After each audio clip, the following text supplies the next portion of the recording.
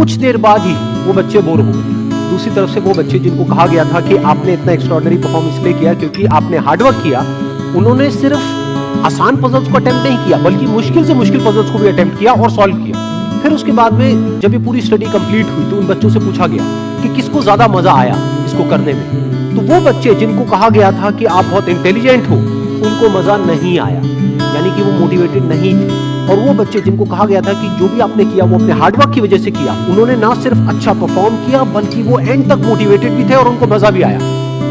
अभी स्टडी जिसके बारे में मैंने अभी आप लोगों को बताया, ये इतनी इंटरेस्टिंग इसलिए है क्योंकि ये जिस तरीके से हम सोचते हैं हमारे थॉट पैटर्न को चैलेंज करती है। हम क्या सोचते हैं कि अगर हम पेरेंट्स हैं या हम टीचर्स हैं और अपने बच्चों को हम बोलेंगे कि आप बहुत इंटेलिजेंट हो, आप बहुत स्मार्ट हो, तो वो अच्छा परफॉर्म करेंगे।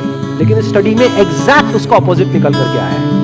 तो स्टडी में जो फैक्ट्स रिवील हुए उसको समझने के लिए हमको एक कॉन्सेप्ट को समझना पड़ेगा, जिस कॉन्सेप्ट को कहा जाता है लोकस ऑफ कंट्रोल। हुआ क्या कि जिन बच्चों को कहा गया कि आप बहुत ही स्मार्ट हो, बहुत ही इंटेलिजेंट हो, उनका जो लोकस ऑफ कंट्रोल था वो उनके अंदर नहीं था, उनके बाहर था।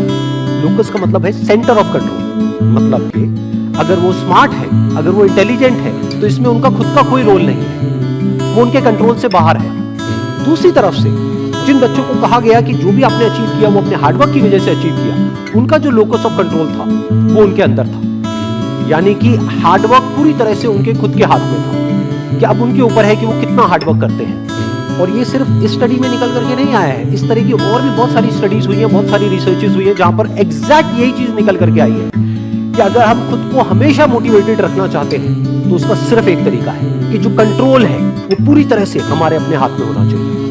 तो अब समझने की कोशिश करते हैं कि ऐसा क्या होता है कि जो कंट्रोल है वो हमारे हाथ से चला जाता है, और ऐसा क्या होता है जब कंट्रोल हमारे हाथ में आ जाता है। जब भी हम एक्सटर्नल फैक्टर्स की बात करते हैं कि मैं ये नहीं कर पा रहा इस वजह से, उस वजह से, उस वजह से, जो कि मेरे कंट्रोल से बाहर है, तो हमारे हाथ से कंट्रोल चला जाता है। लेकिन जब हम बात करते हैं कि हम एग्जैक्टली क्या कर सकते हैं, जब हम अपनी कैपेबिलिटीज के बारे में बात करते हैं, तब कंट्रोल पूरी तरह से हमारे हाथ में आ जाता है। जब हमारा फोकस उन रीजंस पे नहीं होता है जिनकी वजह से हम वो नहीं कर सकते जो हम करना चाहते हैं, बल्कि उस जगह पर होता है कि जिस वजह से हम वो कर सकते हैं जो हम करना चाहते हैं, तब हम अंदर से मोटिवेटेड होते हैं। फॉर एग्जाम्पल, आप जिस भी फील्ड में हो उस फील्ड में कुछ लोग हैं जो टॉप पे बैठे हैं। आपके पास में दो ऑप्शन है। एक, आप बोल सकते हो कि वो लोग, उनके अंदर कुछ स्पेशल है, उनके अंदर कुछ एक्स्ट्राऑर्डिनरी है, उनके अंदर कोई ऐसा टैलेंट है जो आपके अंदर नहीं है, या फिर उनकी किस्मत है जिसकी वजह से वो वहां पर बैठे हैं, या फिर उनके पास में कुछ था, किसी का सपोर्ट था जिस वजह से वो वहां पर है। अगर इसमें से ऐसा आपने कुछ भी बोला तो आप फंस गए। अब आप मोटिवेटेड नहीं रह सकते उस काम को करने के लिए जो आप काम